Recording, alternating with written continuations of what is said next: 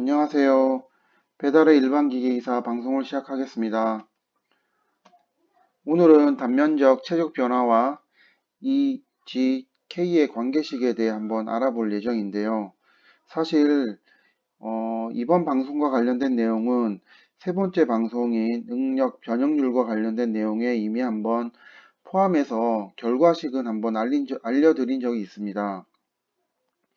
사실 이 부분은 다음 방송으로 준비를 하고 있는 평면 응력과 관련해서 좀 내용을 알고 계시면은 조금 이해하기가 쉬운 부분이 있어서 따로 한번 방송을 만들어 봤습니다.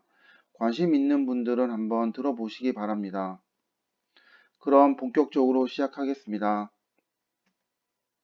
저는 홍익이라고 합니다. 최적 변화에 대해 알아보겠습니다. 이렇게 사각 기둥이 벽면에 고정되어 있다라고 보시고 그 길이가 각각 A, B, C라고 하겠습니다. 그러면 이 사각 기둥의 원최적 V0라고 했을 때 그 최적은 A, B, C가 됩니다. 그리고 이 기둥이 이렇게 응력 시그마를 받았을 때 이렇게 변형이 발생이 됩니다. 그랬을 때 우리는 최적 변화에 대해서 알아야 되기 때문에 변화 후의 최적에 대해서 우리가 알아야 되겠죠.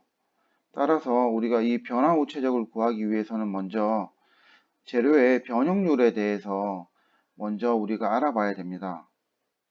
변형률은 여기 보시는 바와 같이 X방향, Y방향, Z방향으로 각각 변형이 발생이 됩니다. 따라서 우리는 먼저 X방향 변형률에 대해 먼저 알아보겠습니다. X방향의 변형률을 X라고 했을 때 X는 탄성 계수분의 X방향으로 작용하는 응력을 이렇게 나눠주면 됩니다. 그리고 Y방향과 Z방향에 대한 변형률을 구하기 위해서 우리는 포화송의 B를 이용해서 한번 알아보겠습니다. 포화송의 B는 축방향 변형률 X분의 행방향 변형률, 여기서 행방향은 Y방향이나 Z방향을 얘기하겠죠. 가 됩니다. 따라서 축방향의 변형률을 X라고 했을 때 횡방향 변형률 Y는 Y방향 이렇게 길이가 줄어들겠죠. X방향 길이가 늘어나는데. 그래서 이제 부호가 마이너스가 되고 Z방향 같은 경우에도 이렇게 길이가 줄어들게 됩니다. 따라서 그 마이너스 X분의 Z가 됩니다. 우리가 이 부분을 정리를 하면은 Y나 Z는 마이너스 뮤 X와 같다라고 정리를 할 수가 있습니다. 그런데 X는 2분의 시그마 X이니까 이걸 가지고 한 번 더 식을 정리를 해주면은 이렇게 나옵니다. 그리고 X, Y, Z는 다 동일하다고 보고 이라고 하고 일단 계산을 하겠습니다. 왜냐하면은 동일 재료이므로 변형률이 다 같다고 볼 수가 있습니다. 변형 후 길이에 대해 알아보겠습니다. 변형 후 길이를 알아보기 전에 먼저 에 대해서 먼저 간략하게 설명을 드리면 는 원래 길이분의 변형 후 길이에서 원래 길이를 뺀 것에 대한 비율입니다. 따라서 변형 후 A 길이, X축 방향 길이 A의 변형 후 길이를 A-라고 했을 때 A-는 A 더하기 A 곱하기 X가 되겠죠. 근데 X는 우리가 이라고 본다고 앞에서 말씀을 드렸기 때문에 A 곱하기 가로 열고 1 플러스 으로 정리를 할 수 있습니다. 그리고 Y축 방향의 그 변형 후 길이 B-는 B 플러스 B 곱하기 Y로 정리를 할 수가 있는데 여기 Y는 마이너스 뮤 X입니다. 따라서 이렇게 식을 한번 정리를 하고 다시 B로 묶으면은 B 곱하기 1 마이너스 뮤 Y이 됩니다. 마지막으로 Z방향으로의 길이 변화 그 C-는 이렇게 C 곱하기 1 마이너스 뮤 Y으로 정리를 할 수가 있습니다. 그래서 이렇게 A, B, C가 각각 응력 시그마를 받아서 이렇게 길이가 이렇게 변화를 하였습니다. 그러면 우리가 이제 최종적으로 그 변화 후의 최적 VF를 구하는 것이 목적이므로 VF는 A- 곱하기 B- 곱하기 C- 하면 됩니다. 그래서 이렇게 식을 정리를 하고 이걸 정리를 하면은 이렇게 나옵니다. 이렇게 나오는데 변형률은 아주 작은 값이기 때문에 이 제곱항은 삭제를 해줄 수가 있습니다. 그래서 뮤 제곱, 입실론 제곱을 삭제를 하고 한 번 더 식을 정리를 하면은 이렇게 ABC 곱하기 이렇게 나옵니다. 여기에서도 이렇게 입실론 제곱은 미소값이기 때문에 이렇게 삭제를 해주겠습니다. 따라서 변형 후의 최적은 ABC 곱하기 1 플러스 입실론 마이너스 2뮤 입실론이 됩니다.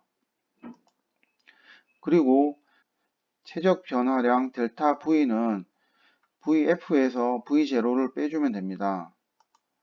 따라서 결과값이 ABC 곱하기 입실론의 1-2뮤가 나오겠죠. 그리고 최적 변화율은 제가 2라고 명명을 할 텐데 2는 원최적에서 델타 V를 나눠주면 됩니다.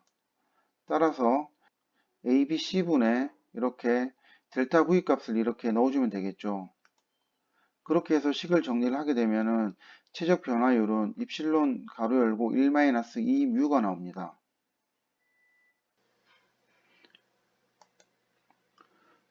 다음은 단면적 변화에 대해 알아보겠습니다. 앞에서 알아본 내용을 가지고 계속 진행을 하겠습니다. 원래 단면적은 응력을 받기 전 원래 단면적은 이렇게 B 곱하기 C가 되겠죠. 그런데 응력을 받아 단면적이 이렇게 B-C-로 이렇게 변화가 됐습니다. 변화 후 면적은 B' 곱하기 C'이 되겠죠. 따라서 변화 후 길이 B'은 B 곱하기 1-뮤 입실론이고 앞에서 알아본 것과 같이 C'은 C 곱하기 1-뮤 입실론입니다. 따라서 변화 후 길이 AF는 B' 곱하기 C'를 곱하면 되는데 식을 정리를 해서 계산을 하면 이렇게 나옵니다. 앞서 드린 것과 같이 입실론 제곱은 미소값이라 삭제를 해주겠습니다. 그렇게 해서 식을 정리하면 BC 곱하기 1-2뮤 입실론이 됩니다. 그리고 단면적 변화량 델타 A는 AF에서 A0를 빼주면 됩니다. 따라서 마이너스 BC 곱하기 2뮤 입실론입니다. 단면 변화율은 원래 면적에서 그 변화한 면적을 나눠주면 됩니다. 따라서 식을 정리하면 이렇게 되고 계산을 하면은 단면 변화율은 마이너스 2뮤 입실론입니다. 그런데 크기를 나타내는 거니까 우리가 부호는 생략하고 이렇게 2뮤 입실론으로 나타낼 수 있습니다. 다음은 최적 탄성 계수 K와 탄성 계수 E의 관계에 대해 알아보겠습니다. 구응력 상태에서는 세개 방향의 모든 수직 응력, 다시 말해 X축, Y축, Z축의 모든 능력의 크기가 같은 상태를 얘기합니다. 다시 말해 시그마 X, 시그마 Y, 시그마 Z는 이렇게 시그마 제로와 동일하다고 보시면 됩니다. 그리고 구응력 상태에서는 수직 변형률 또한 모든 방향에서 동일합니다. 유체의 경우 이렇게 임의 질점에서 평열 유지역에서는 전방향에서 이렇게 힘의 크기가 서로 다 동일하게 작용을 해야 됩니다. 그거와 똑같다고 보시면 됩니다. 그러면 먼저 X축 방향에 의한 변형률 입실론 X에 대해 알아보겠습니다. 입실론 X는 시그마 X에 대한 X축 변형률도 있고 시그마 Y에 의한 X축 변형률도 발생이 됩니다. 또한 시그마 Z에 의한 X축 변형률도 발생이 됩니다. 따라서 시그마 X는 이 세 개의 힘에 의한 모든 변형률을 고려해 주어야 합니다. 따라서 시그마 X에 대한 X축 변형률은 2분의 시그마 X가 되고 Y축에 의한 X축 변형률은 여기와 같이 2분의 시그마 Y의 포화성의 비를 곱한 값입니다. 또한 Z축에 의한 X축 변형률도 동일합니다. 따라서 시그마 X, 시그마 Y, 시그마 Z는 이렇게 시그마 제로와 동일하기 때문에 이것을 이용해서 식을 정리하면 이렇게 됩니다. 결국은 이 시그마 X가 그 전방향으로 동일한 시그마 제로와 같고 이 시그마 제로는 결국 입실론 제로는 Y축, Z축 방향의 변형률 입실론 Y와 입실론 Z와 동일하다고 보시면 됩니다. 그리고 계산의 편의를 위해 단위 최적에 대한 최적 변화를 살펴보겠습니다. 단위 최적이란 길이가 1인 정육면체를 얘기합니다. 그러면 최적 변화율 E는 V0분의 델타 V이고 델타 V는 변형 후의 부피에서 원 최적을 빼주면 됩니다. 따라서 식은 이렇게 정리가 됩니다. 또한 V0는 길이가 1인 정육면체이기 때문에 V0의 값도 1이 됩니다. 따라서 VF의 최적을 구하기 위해서는 이렇게 식이 정리가 되고 여기서 마이너스 1을 빼주면 됩니다.